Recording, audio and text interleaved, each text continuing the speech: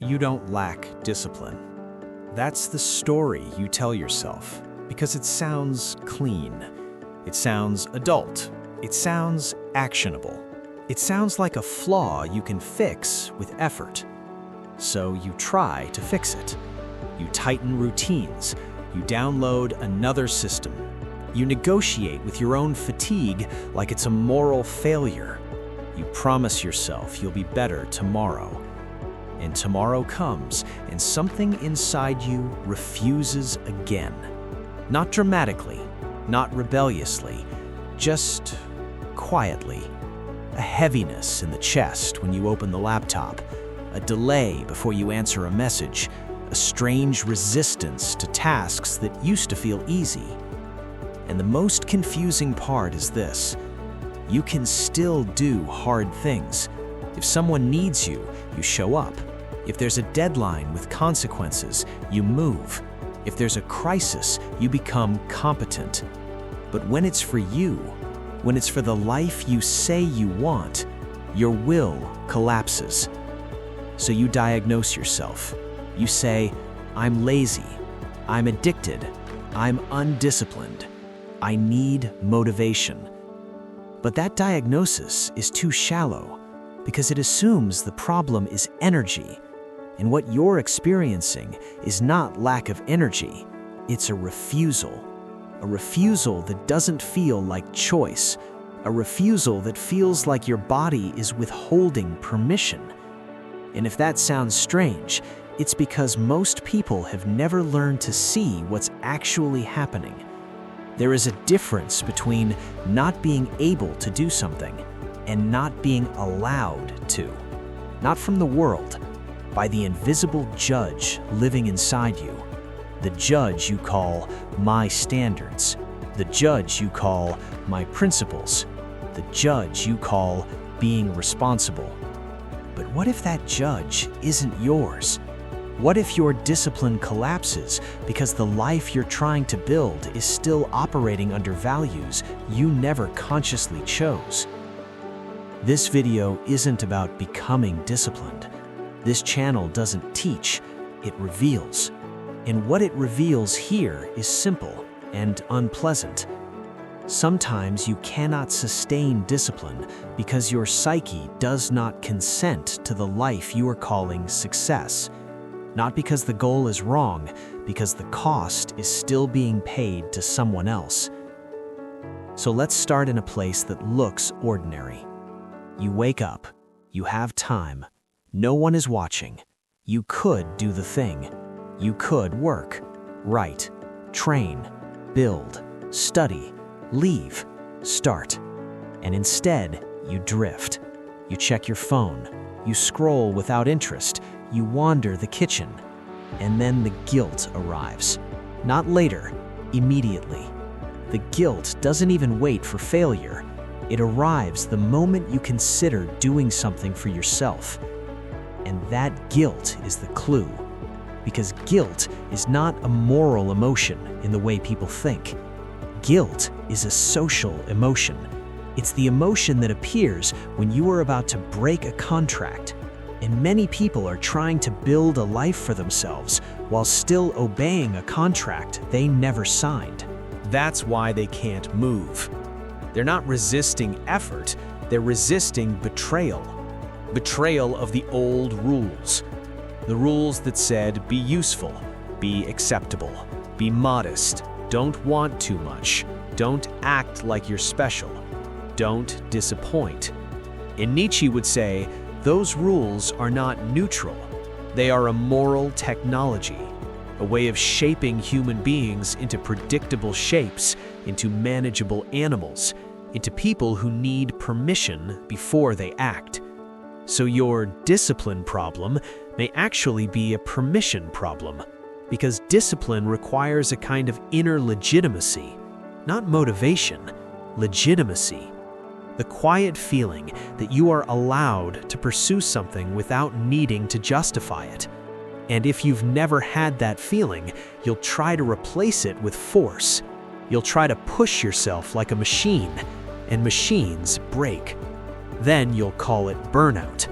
But the deeper truth is that you are never building from desire, you are building from obligation. And obligation can produce output, but it cannot produce life. Nietzsche would call this the sickness of modern morality. Not modern in time, modern in structure. A morality that turns life against itself. A morality that praises restraint until restraint becomes identity. A morality that celebrates humility until humility becomes self-erasure. A morality that turns goodness into a slow kind of self-hatred. Not conscious hatred, the refined kind, the kind that speaks softly. Who do you think you are? That voice is not your wisdom, it's a guard, and it is guarding something. It is guarding the boundary of permission. Because once you allow yourself to truly want something without apology, your entire inner order changes. Your relationships change, your loyalties shift, your identity destabilizes. So the guard speaks, and you call it conscience. Nietzsche would not. Nietzsche would say, you have internalized a morality that keeps you small, and you mistake smallness for virtue. So you try to become disciplined. But disciplined for what? For a life that still requires you to stay acceptable. For a life where you cannot fully choose, and the psyche resists. Because somewhere inside you, there is still a living instinct that knows when it is being used. That's why you can work hard for other people, because it's approved, because it's safe, because you're being good. But when it's time to build something that belongs to you, the energy disappears. Not because you're incapable, because you're unauthorized. And the unauthorized self is dangerous, not to the world, to the inner regime that has been running you. This becomes clearer when you watch how you sabotage, not with chaos, with respectability. You sabotage by doing productive things that don't matter. You clean, you organize, you respond, you fix small tasks, you create the feeling of discipline without the risk of choice, because choice is the real threat. Nietzsche would say, most people don't fear effort, they fear freedom, because freedom exposes responsibility, and responsibility exposes the lie you've been living under, that you're waiting for a sign, that you're waiting for readiness, that you're waiting for the moment you finally become the kind of person who deserves what you want. But that moment is a myth designed to delay your life, a myth that keeps you obedient. So you wait, and you call it not disciplined. But Nietzsche's lens reveals a different pattern. You've been trained to believe that wanting is suspicious, that desire must be purified, that pleasure must be earned, that rest must be deserved. So your psyche learns a simple equation. If I move toward what I want, I will become guilty, and guilt is pain. So the psyche chooses a quieter pain, stagnation. You tell yourself you're stuck because you're lazy, but laziness is often moral fatigue, fatigue from living under an inner court that never stops judging. And you can feel this court in the language you use with yourself. It is not gentle. It is not curious. It is prosecutorial. You should. You must. What's wrong with you? Others can do it. Stop being like this. That tone is not personal. It's inherited. It's the voice of a culture that confuses self-denial with character. Nietzsche called this the ascetic ideal, not in a religious sense only, in a psychological sense, an ideal that says life must be restrained to be legitimate, that wanting is dangerous, that power is immoral, that intensity is suspicious. The safest person is the one who doesn't ask for much. So you become that person, and then you wonder why you can't build a life. You can't build a life while worshiping self-denial. You can only manage survival. And survival produces a certain kind of discipline, the discipline of compliance. You become very disciplined at meeting expectations, very disciplined at not disappointing, very disciplined at being who people rely on.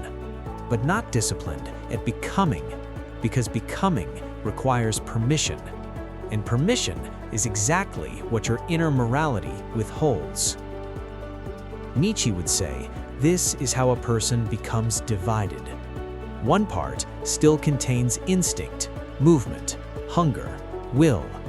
The other part is the internalized judge that calls instinct sinful. So the person lives in a slow civil war. They call it procrastination, but it's a moral conflict. It's the will fighting the law. Now there is a moment where this becomes obvious. It's when you finally decide to do the thing. You sit down, you open the page, you begin, and almost immediately you feel something tighten, a subtle shame. Not because the work is hard, because the work feels exposed, as if by trying you are announcing something about yourself, as if effort reveals arrogance, as if ambition is a confession. This is not rational, it is conditioned. Many people were trained to believe that wanting more is betrayal. Betrayal of family norms, betrayal of cultural expectations, betrayal of the role they were assigned. So they keep their desires small enough to remain lovable. And then they wonder why they can't sustain discipline. Because discipline is not sustained by fear. It is sustained by a sense of inner rightness, a sense that what you are doing is allowed, not by society, by you. Nietzsche would say, the tragedy is that most people never become the authority of their own life. They remain subjects. They remain obedient even when no one is watching, because the most effective prison doesn't need guards. It installs them inside you. So you wake up alone and still obey, and you call it personality. Now notice something subtle. When you do push through, when you finally work, train, create, you often don't feel satisfied. You feel relief. Relief that you have paid your debt. You don't enjoy the process. You just stop feeling guilty. That means your discipline is functioning as penance, not as expression. And penance can run for a while, but it cannot run forever, because the psyche eventually refuses to live as a punishment. So it shuts down. Not because you're weak, because you cannot sustain a life that feels like a sentence. Nietzsche's worldview is often misunderstood as aggressive, but the real aggression in Nietzsche is directed at one thing: the moral systems that turn life into guilt. He saw that many people aren't depressed because life is hard. They are depressed because their desires have been criminalized. So they live as if they must constantly prove they deserve to exist. They make everything into a trial, even rest, even pleasure, even peace. And that internal trial consumes energy. So by the time you try to be disciplined, there's nothing left, because your energy is being burned in judgment. This is why you can scroll for hours with no satisfaction. It isn't pleasure, it's anesthesia. Scrolling becomes a way to mute the inner court, a way to escape the feeling that you are failing a standard you never chose. And then the court returns. You call yourself weak again. You tighten the rules again. You repeat the cycle. Nietzsche would call this a form of resentment. Not resentment toward others only, resentment toward life itself. Because life keeps demanding desire, movement, risk, and your moral system keeps punishing you for it. So you become resentful. Not loudly, quietly. You become resentful of people who seem free, people who act without apology, people who want things and don't justify them. You call them arrogant, you call them selfish, but underneath that judgment is envy. Not envy of their success, envy of their permission. Because permission is what you don't have. And here's the cruel part. No one is coming to give it to you. If you wait for permission, you will be waiting forever. Because permission is not a document you receive, it's a regime you overthrow. Not by becoming loud, by becoming honest. Honest about what governs you.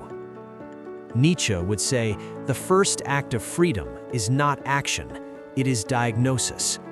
Seeing the morality that runs you, seeing the values you serve, seeing the hidden loyalties that shape your decisions. And the most common hidden loyalty is this: I must remain good.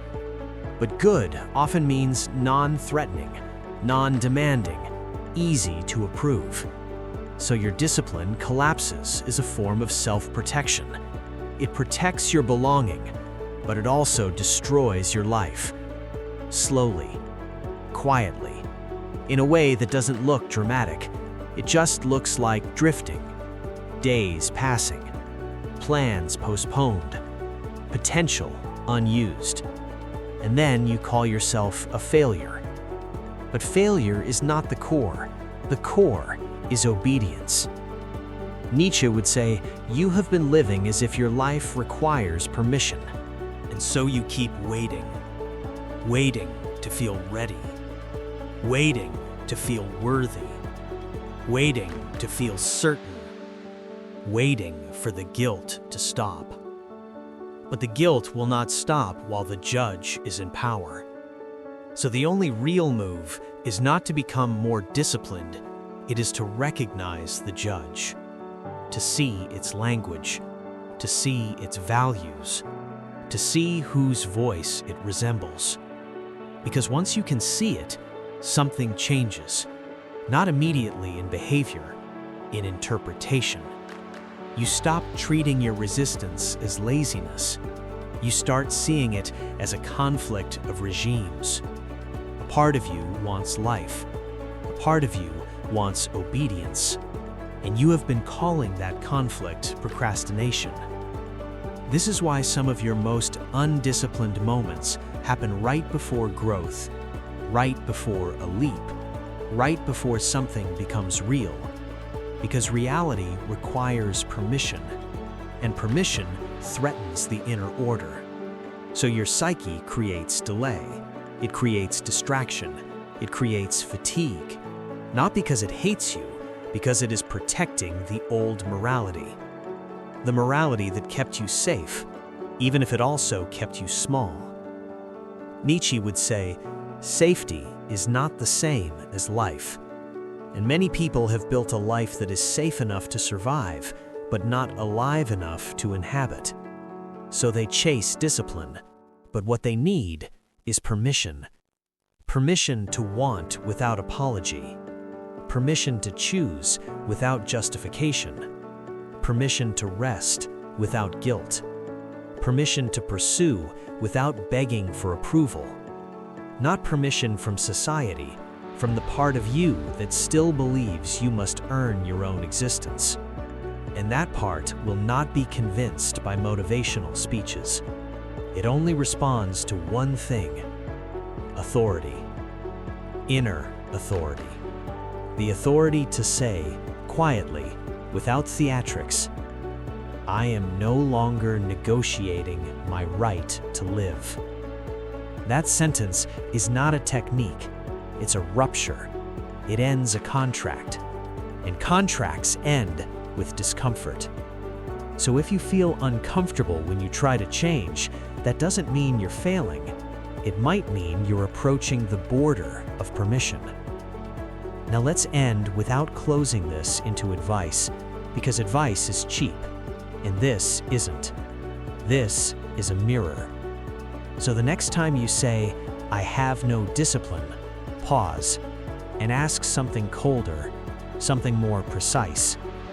When I refuse to move, what am I protecting? And who am I still trying to remain good for? If no one could judge you, if no one could withdraw approval, if you didn't have to be acceptable, what would you do with your next hour? And why haven't you been allowed to do it yet? If this resonated, you're not the only one. Stay with the channel.